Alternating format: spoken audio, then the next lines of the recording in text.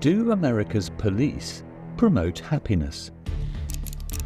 A violent encounter between 3 officers and a suspect. Do they unite us? Never be satisfied. The Negro is the victim of police brutality.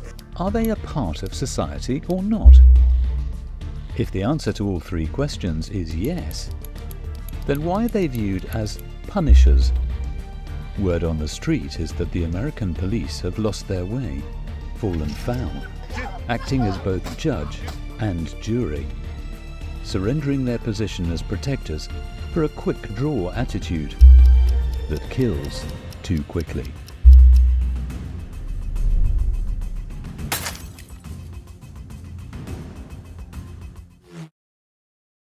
It shouldn't be a golden rule to remind ourselves that when society works, it's because of community, not because a police officer knows how to shoot a gun. Eric Garner's killing was a low blow to the national gut, but at least the desire to discover why is part of a journey of renewal. A first step should be to review the broken windows style of policing that targets low-level infractions with aggressive enforcement. Broken windows led to the deaths of Tamir Rice and John Crawford, who were both shot because a police officer's instinct was to shoot first and ask questions later.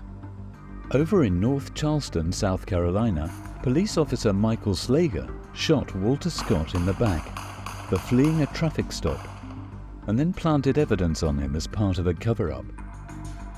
And those who simply question authority, even in the mildest terms, are frequently subjected to verbal threats. You're gonna break my arm. For what? Dude, I'm gonna fucking break your For what? arm. Who's your father? You're gonna punch me in my face? There are advocates for cultural sensitivity training designed to reduce this kind of ethnic bias. The principle being that people carry at least one unexamined bias. Most officers have already been through some form of diversity training.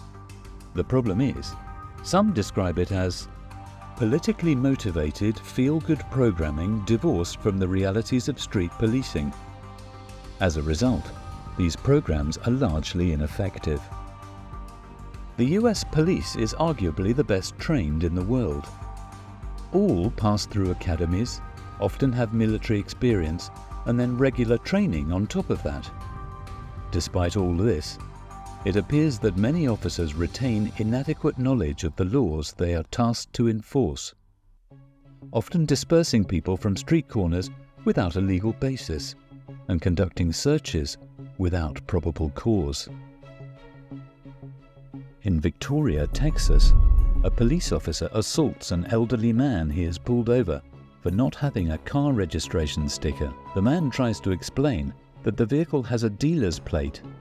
The officer refuses to listen, and the man attempts to call his boss.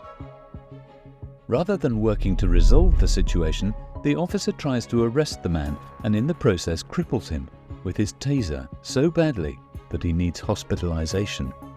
This situation points at our first screaming fact.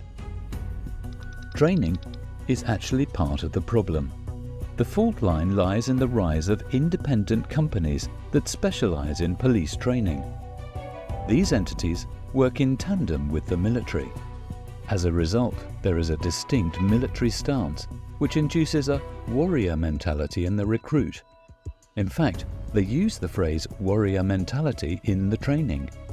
The dominant company, CQB, boasts that it trains tens of thousands of local, state, and federal police, as well as American and foreign military units, such as the US Marines, Navy SEALs, and Special Forces. It emphasizes their battle-proven tactics. This ethos is particularly evident with SWAT training. Initially created in the early 1970s to deal with rare acts of extremist violence, today these units deal almost exclusively with issuing drug warrants, armed with automatic weapons and body armor. There's no doubt that this militaristic, knee-jerk reaction to the Ferguson protests exacerbated that situation. Reformers tilt towards employing more officers of color. Unfortunately, there is little evidence that working with black or Latino police officers makes any difference. Their behavior, it has been shown, is in lockstep with their white counterparts. As it happens, the current racial makeup mirrors the national population. The evidence demonstrates that a racial balance has no effect on the use of force. Whilst we need police officers to follow the law and be restrained in their use of force, can we expect them to be more friendly when their job is to criminalize all disorderly behavior and fund local government through massive ticket writing campaigns? And when you think about it, there is something absurd about the idea of a community being policed. The equation is upside down because investment should be in community, not enlarging the power of the police to control it. Change can only be driven by openness and transparency. But the special status of police as the sole legitimate users of force has created a them against us mindset. A culture of secrecy and denial, including the common habit of not turning on your body camera. Over the last 21 years, the UK police have killed a total of 42 people. In March 2016 alone, US police officers killed 100 people. At least everyone engaged in this debate is united in the belief that the police are overarmed, and that includes their latest use of sonic or sound cannons. Just compare the American police with the British when it comes to guns. What is required is a top-to-bottom rethink of the role of police in American society. And today, a growing number of police leaders are speaking openly about past and present failures. We should listen to them.